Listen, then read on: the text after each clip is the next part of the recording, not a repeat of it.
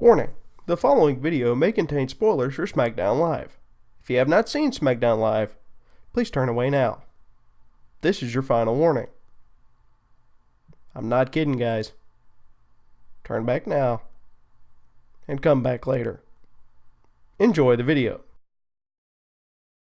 A surprising tag team heel turn, some really good story progression for this Sunday's Backlash, and the women seem to be stepping it up. These are my top 5 favorite moments from Smackdown Live. Let's go!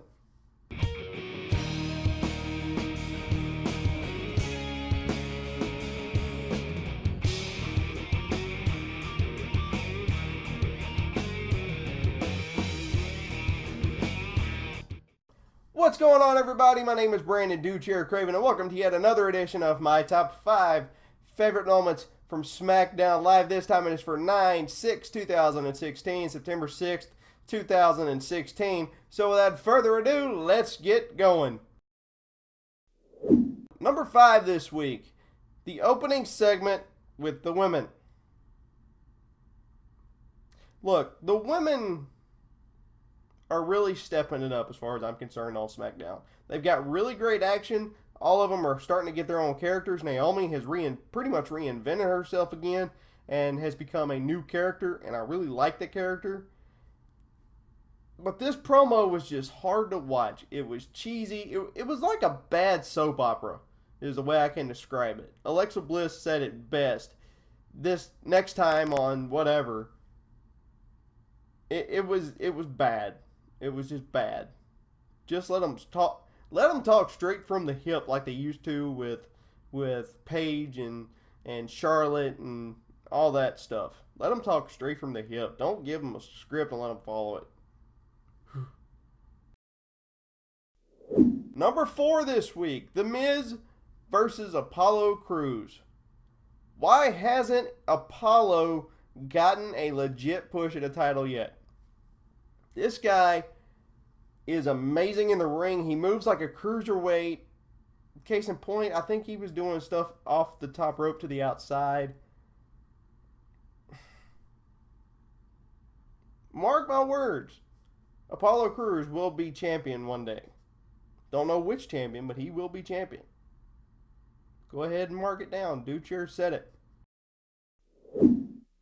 Number 3 this week, Dolph Ziggler and The Miz set up for this Sunday. It's simple. That whole thing with the cowardly champion, not wanting to fight until he's supposed to and still not wanting to fight has been done 100 times over.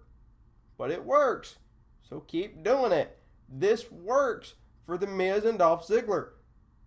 I think they're going to absolutely light it up at Backlash. Let them fight. Number 2 this week, the heel turn by the Usos. Whoa. Didn't see that one coming? Let me know in the comments why you think the Usos went heel. Personally, I think it's because they're tired of being overlooked by the new tag teams, the Hype Bros, American Alpha, the Vaudevillains, Slater and Rhino. Look, I like the gimmick for Heath Slater, but if they win the tag team titles at Backlash, it's going to aggravate me to no end. It's going to make it a joke. But anyway, quick update on that whole situation. American Alpha did beat the Usos, and the Usos jumped them afterwards.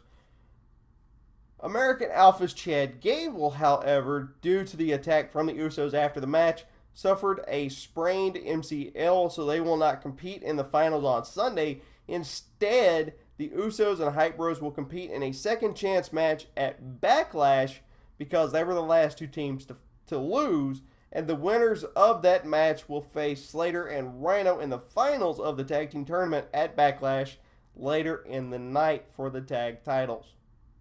So there you go.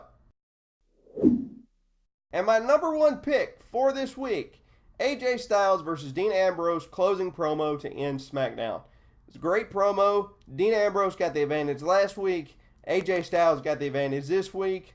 I think Dean Ambrose is kind of starting to show a little bit of a heel tendency, which I kind of like in his promos. They're really, really cool. He's very, very honest in his promos. So it's going to be really, really interesting to see what's going to happen at Backlash. Speaking of Backlash, by the way, my Backlash review will be out Monday. The graphics are currently being worked on. It's not going to be as big as the SummerSlam review, so that will be up on Monday. So be on the lookout for that one. Let's look at some honorable mentions this week. My honorable mention for this week, as I said before, the women are really stepping it up. The women's six-woman tag, it was okay. They were given a good spot, and they did what they could with it. So they really did step it up during this match. There was a few miscues, but it was still an overall pretty good match. Now let's look into pros and cons for this week.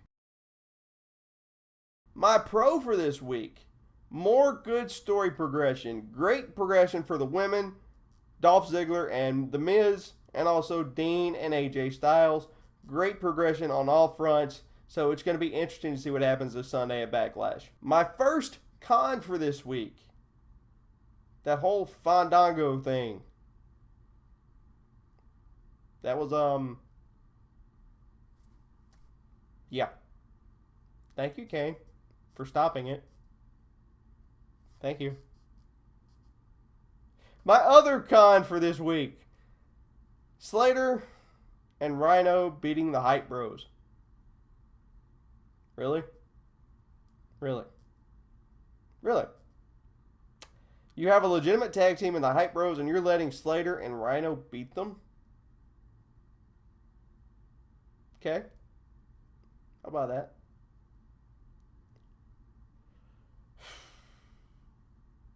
I'm telling you, if they win the tag team titles this Sunday, I am going to be royally upset. Ladies and gentlemen, that's going to do it for me this week for my top 5 favorite moments from Smackdown Live.